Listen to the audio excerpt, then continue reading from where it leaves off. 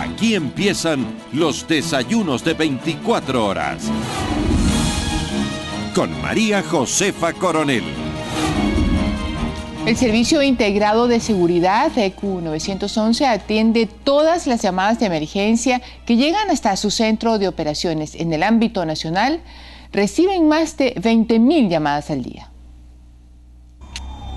Empezó a funcionar a inicios del 2012 y desde ahí se ha propagado por todo el país. El Servicio Integral de Llamadas ECU 911 conecta a todos los organismos de respuesta que son coordinados por la Secretaría Nacional de Gestión de Riesgos. La llamada entra y es atendida por personal capacitado que, según el caso, deriva la novedad a la institución pertinente, que puede ser bomberos, Comisión de Tránsito o Policía Nacional. En todo el país se atienden más de 20.000 llamadas por día. Cada novedad implica la movilización del personal para la ayuda pertinente. Con el nuevo Código Integral Penal se castiga con prisión de 15 a 30 días a quienes realicen llamadas para dar a conocer emergencias falsas al ECU 911. La respuesta de la institución se puso a prueba en los últimos días tras los sismos que vivió Quito. Durante los 6 días después del primer sismo fuerte, se atendieron más de 10.000 llamadas solo en Quito y sus alrededores. El 911 está receptando todas las llamadas de los ciudadanos cuyas viviendas se encuentran afectadas. Pero no solo se ayuda cuando hay una llamada de por medio. El sistema tiene cámaras de vigilancia en diferentes puntos del país. Los operadores monitorean durante las 24 horas cualquier novedad que se presente. Esta información ayuda incluso a los fiscales cuando el delito es grabado por una de las cámaras. Luego de un acuerdo firmado entre el ECU 911 y el Consejo de la Judicatura, el material es enviado por una plataforma virtual agilizando el trámite. Anteriormente se lo hacía todo vía un oficio en forma física y lógicamente tomaba su tiempo y eso que seguramente retardaba las acciones de denuncias, investigación. Desde el 21 de julio, fecha en que entró en vigencia el acuerdo, el ECU 911 ha enviado a la Fiscalía 167 videos que han sido utilizados como pruebas en diferentes delitos. Joana Ramos, 24 horas. Recibimos a esta hora a nuestro invitado César Navas, director general del sistema ECU 911. Buenos días y gracias por compartir este espacio de entrevistas. Muy buenos días a usted y a los televidentes que nos acompañan el día de hoy. César, sin duda, los últimos días, en especial para nuestra hermosa capital, han sido días moviditos, de apuro, de susto. Entonces quisiera que usted empiece esta conversación contándonos cómo ha sido la recepción de llamadas y especialmente qué es lo que la gente más se requiere del 911. Bueno, como usted lo menciona, han sido días un poco agitados. También nosotros lo hemos sentido desde el punto de vista operativo. Ha habido un incremento de un 80% de la demanda normal que tiene el servicio en territorio. Sin embargo, hemos tenido la capacidad operativa, tecnológica de dar soporte a todas las personas que requieren de nuestra ayuda. Nosotros lo que hacemos a través del Servicio Integrado de Seguridad como institución es establecer una coordinación con todas las instituciones operativas, tanto del gobierno central como también de los gobiernos autónomos descentralizados. Es así que el 911 ha brindado el apoyo al municipio de Quito, al COE cantonal y al COE provincial en su momento para poder, como plataforma integradora de servicios, articular una respuesta más eficiente y eficaz en territorio. Particularmente en el caso de Quito, como usted lo mencionaba, el número excesivo o la gran demanda que hemos tenido se ha derivado también en poder fortalecer estos protocolos de acción. A la ciudadanía se la ha apoyado no solo enviando los recursos en territorio, sino también como un medio de información, informando los sitios seguros, cuáles son las normas de seguridad a seguir en caso de un movimiento telúrico. Y adicional a eso, hemos trabajado con el municipio de Quito para receptar las llamadas donde informan si es que hay fisuras o daños estructurales en sus casas, donde un grupo técnico del municipio, de la Secretaría de Riesgos, va a hacer una evaluación posterior. Hablando de protocolos de acción, también debe haber como una especie de protocolos de emergencia, de que todas las familias, que los ciudadanos debemos de aplicar en momentos de emergencia. Ojalá no se repitan las réplicas, que aparentemente ya han desaparecido, pero en el caso que sí suceda, ¿qué es lo que una ama de casa con sus hijos adentro debe hacer? Bueno, ya están establecidos, como usted decía, ciertas normas básicas para que uno dentro del hogar pueda ejecutarlas. Primero es ir a un lugar despejado en unión de la familia, guardar la calma para poderlo hacer. Es necesario que en todos los hogares tengamos un kit pequeño de respuesta o de seguridad para poder enfrentar este tipo de emergencias, que no solo es aquí en la capital de la República, sino en todo nuestro país. En este caso puntual, ahora estamos viviendo esta situación aquí en la capital, pero estamos ubicados en una zona muy particular. También tenemos las amenazas de un tsunami, el tema volcánico, etcétera. Tenemos que nosotros aprender como ciudadanos a convivir con estas situaciones que diariamente o nos podrían afectar en cualquier momento. No se puede predecir cuándo va a haber un temblor, la intensidad de este o las repercusiones que puede tener. Por ejemplo, con relación al sistema de gas de las casas o el sistema eléctrico, las escaleras, los ascensores, ¿cuál debería ser la postura frente a todas esas cosas que las tenemos a diario en nuestros hogares? Sí, mire, particularmente, y tomando este caso en el tema de edificios, ¿verdad? Ya tienen que haber los planes de contingencia, que es necesario que todos y cada uno de las personas que habitan en el edificio ya lo puedan aplicar. En el tema de ascensores, no se puede utilizar los ascensores en un caso de un temblor, tenemos que utilizar las escaleras. Es pertinente que estemos organizados y responsablemente desde nuestros hogares ya establezcamos cuál es la ruta más apropiada para evacuar, buscar ese lugar que anteriormente le mencionaba, este lugar despejado, amplio, donde podamos acudir todos en caso de emergencia y todos en consenso. La familia tiene que conocerlo, es decir, no es que necesariamente tenemos que agruparnos en el hogar para poder salir a ese lugar. El momento que ya establecemos la ruta de evacuación y el lugar donde vamos a acudir, ya podemos hacerlo. En el tema del gas, como usted lo menciona, aquí particularmente en la capital de la República ya hay muchos sistemas que utilizan el gas por tuberías, cañerías, etcétera, estos circuitos. Lo mejor es alejarse de donde están estas bombonas, donde están los circuitos, por donde cruzan los circuitos y poder hacer esta evacuación, repito, de forma ordenada y tranquila. ¿Qué hacer con las personas de la tercera edad o qué hacer con las personas con alguna discapacidad que vive con nosotros y que pues por miedo, por susto, quiere salir independientemente que la réplica siga o no? Bueno, como yo le decía, ya es un tema de corresponsabilidad de cada uno de los ciudadanos de poder establecer nuestro propio plan de contingencia en casa. Entonces, en ese aspecto debemos siempre mantener la calma, debemos estar claros que si una persona necesita el apoyo, por ejemplo, una persona que no tenga problemas con su motricidad, que tenga problemas para poderse desplazar, hay que brindarle ese apoyo para que pueda de forma ordenada, repito, acudir a estos sitios seguros. Una de las preocupaciones también, y bueno, claro, coincido con usted en esto de la corresponsabilidad de la familia, ¿no? Cada uno sabe lo que tiene adentro, cada uno sabe las personas que tiene adentro y cómo manejar situaciones. Pero hay como algunos tips que debe saber la familia para no equivocarse. Y saberlo, porque eso puede sonar como a mala voluntad, pero resulta que no sabemos, no estamos acostumbrados y podemos equivocarnos. Entonces los niños y las personas mayores deben de salir primero, todo el mundo debe de dirigirse a ellos para sacarlos, así debe de ser. Bueno, eso yo le iba a comentar, ¿no? Ayer tuvimos una reunión de trabajo liderada por el Ministerio Coordinador de Seguridad con la Secretaría de Gestión de Riesgos. Los programas que ya se han iniciado como piloto en la provincia del Guayas se van a seguir replicando a nivel de las escuelas, los colegios y también de las instituciones públicas y también privadas para poder dar estos tips, estas normas de seguridad, dependiendo, ¿no? Cada situación es muy particular. No es lo mismo estar en un edificio, estar en una casa de una planta. Entonces se comienzan a analizar muchas situaciones para poder establecer estos planes de contingencia para cada una de las situaciones en particular.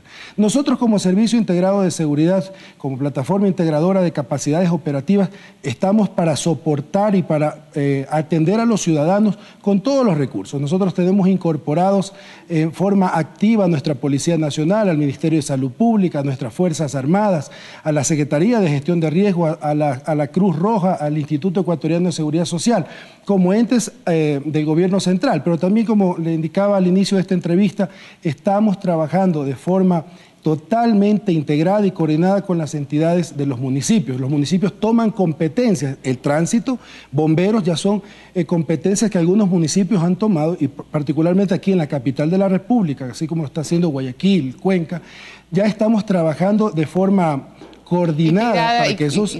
Totalmente. Debe ser así. Para que pueda... Finalmente, nunca faltan las llamadas de emergencia falsas.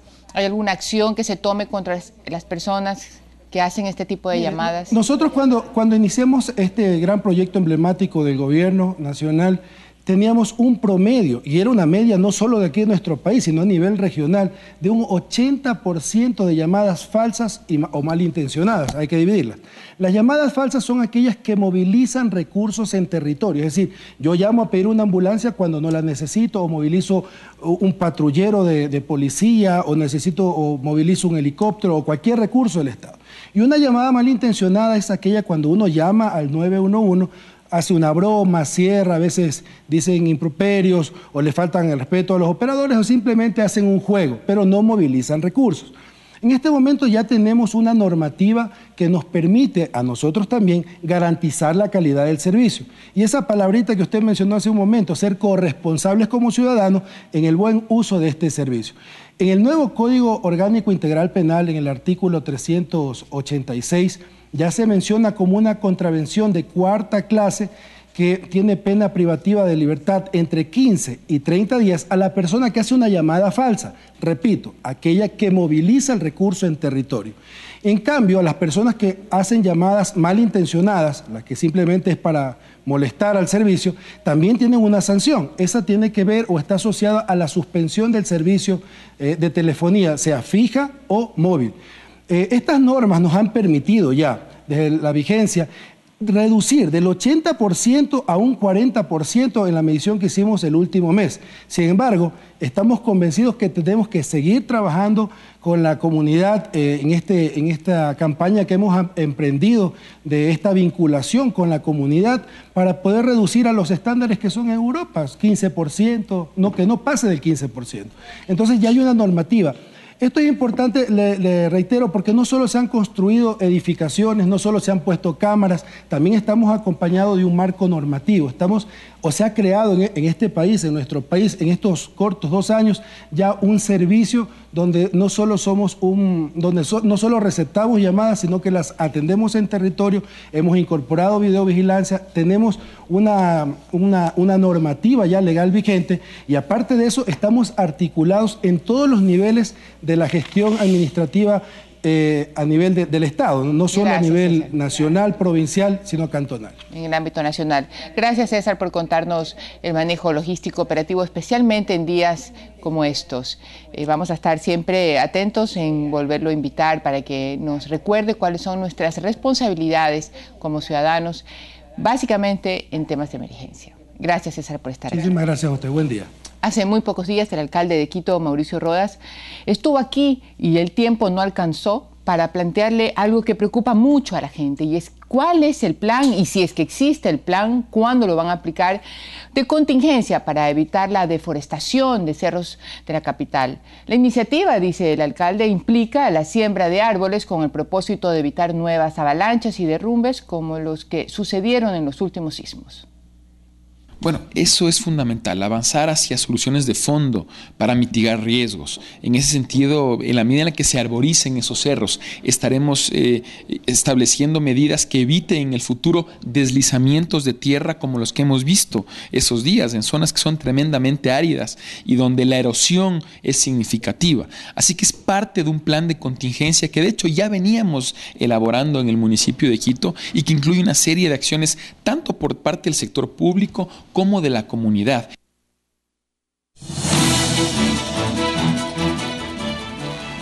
Bueno, con esto nos vamos a ir a un corte comercial. Quédese con nosotros, ya volvemos.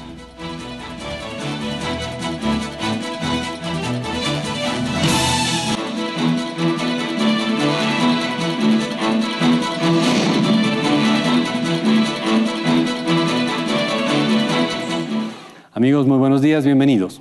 Parecería que finalmente Europa está saliendo de sus crisis, aunque todavía hay algunas economías que con las justas dejaron de caer. Veamos primero España, que parece ser una fuente de optimismo, porque después de la violenta contracción del año 2009 y de la segunda recesión desde mediados del 2011, todo indica que finalmente está creciendo esa economía. Claro que las tasas de crecimiento son todavía pequeñas, pero en el primer trimestre de este año el crecimiento español fue el más alto en más de 6 años. El desempleo en España sigue siendo alto, los problemas no se han superado, pero al menos se ve una luz al final del túnel. Irlanda es otro país con buenas noticias. En el primer trimestre de este año tuvo un crecimiento muy robusto. Y aunque es un país con una economía relativamente volátil, ha tenido 3 buenos trimestres en el último año y los mercados se han tranquilizado muchísimo. Un país que no logra despegar es Italia, que si bien está lejos del desastre del año 2009 y de la larga recesión del 2011 al 2013, su crecimiento todavía es muy tímido y hasta volvió a caer, en poco, pero volvió a caer en el primer trimestre del año 2014, luego de un tímido crecimiento al finalizar el 2013. Muchas gracias.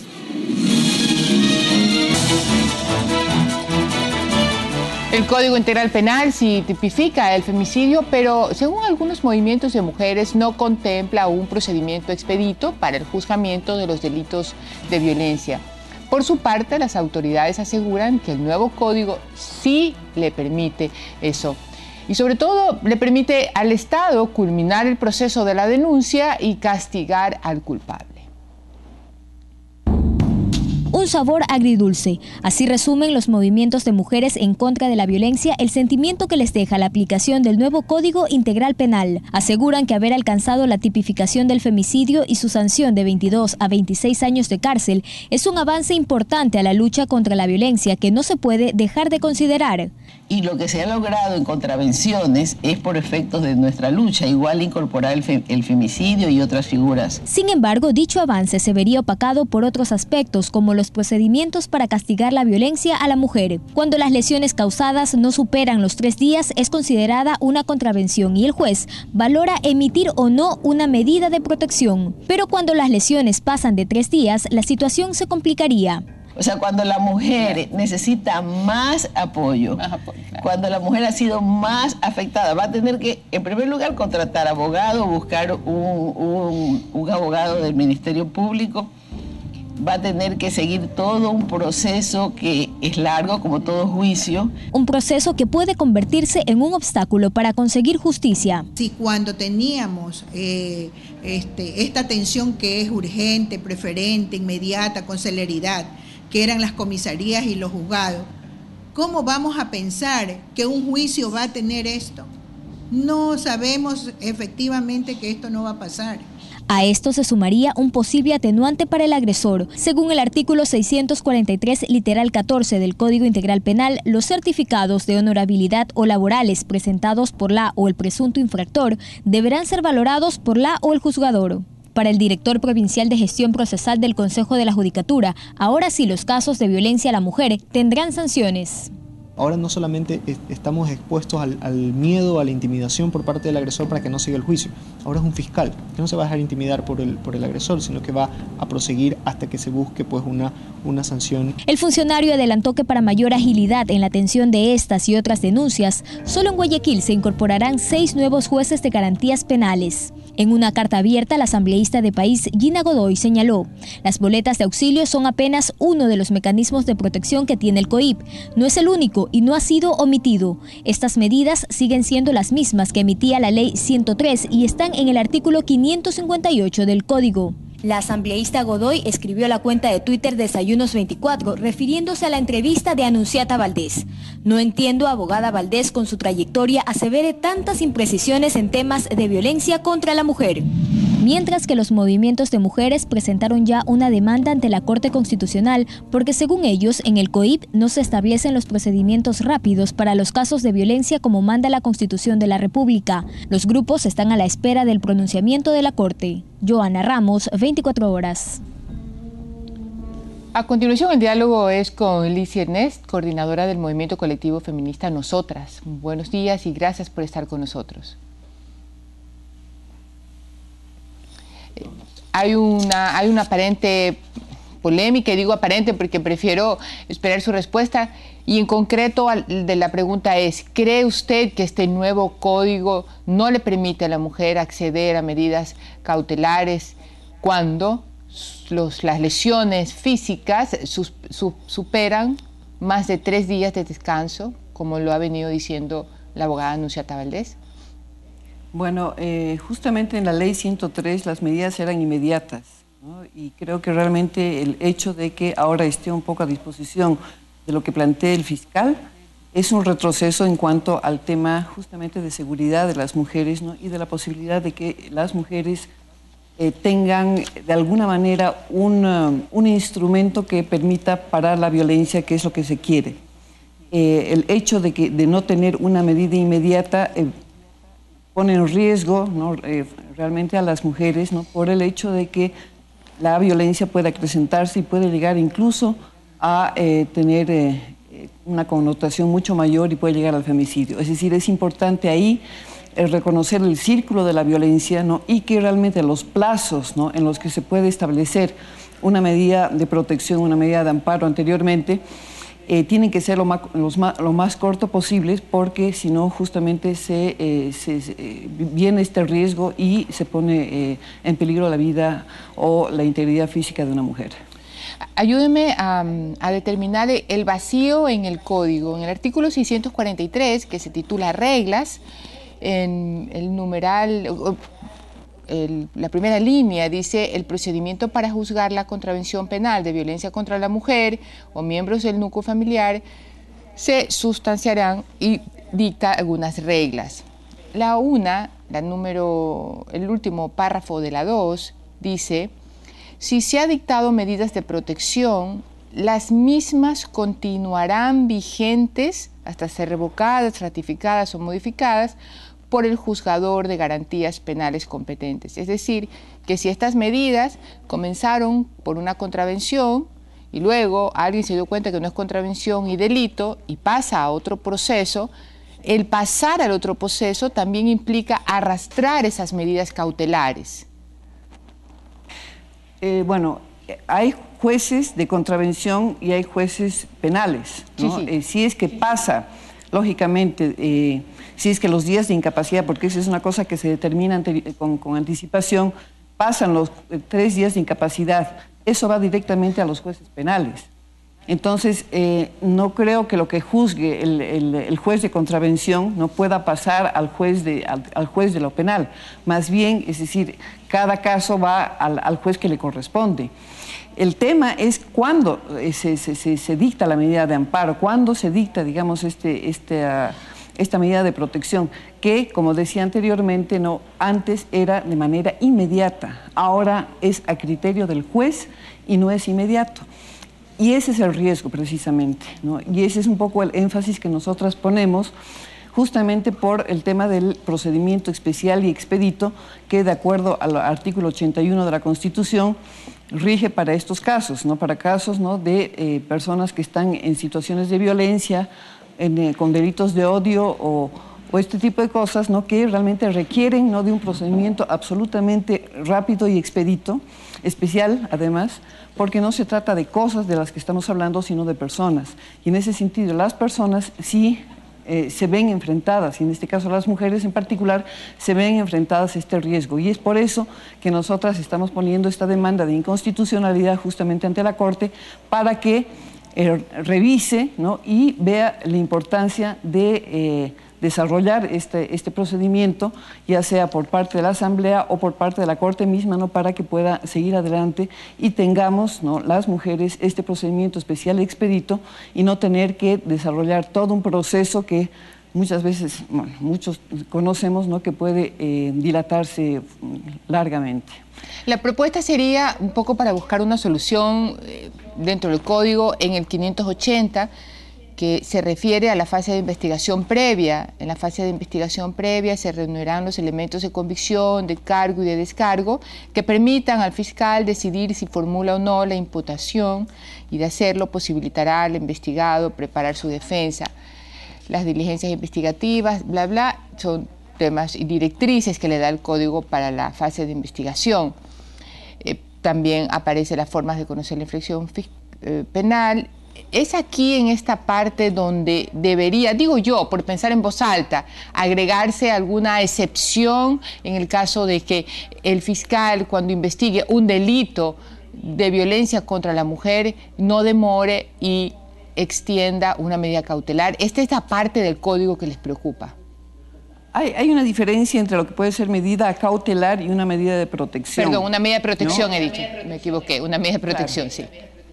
Sí, en este caso, por ejemplo, ¿no? La boleta de auxilio era una medida cautelar, ¿no? Es decir, justamente para evitar que pudiera continuar la violencia, que pudiera seguir desarrollándose. En cambio, si es que esperamos hasta el momento de prueba incluso, ¿no? Es decir, es demasiado tiempo, ¿no? Desde el momento de la denuncia hasta el momento en que efectivamente se pueda dar esta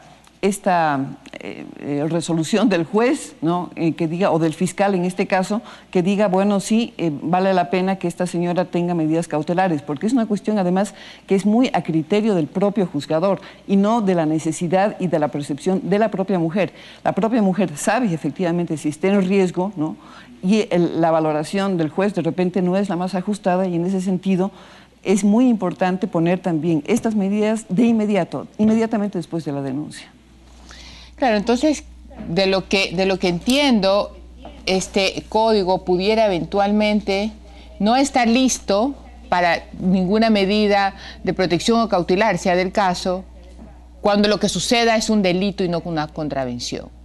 Ni siquiera cuando de contravención pase a delito, porque puede arrastrar las medidas en este caso, pero cuando directamente el hecho está tipificado como delito y la víctima tenga que acceder directamente a la vía del delito, ahí va a pasar mucho tiempo hasta que se le pueda conceder una medida.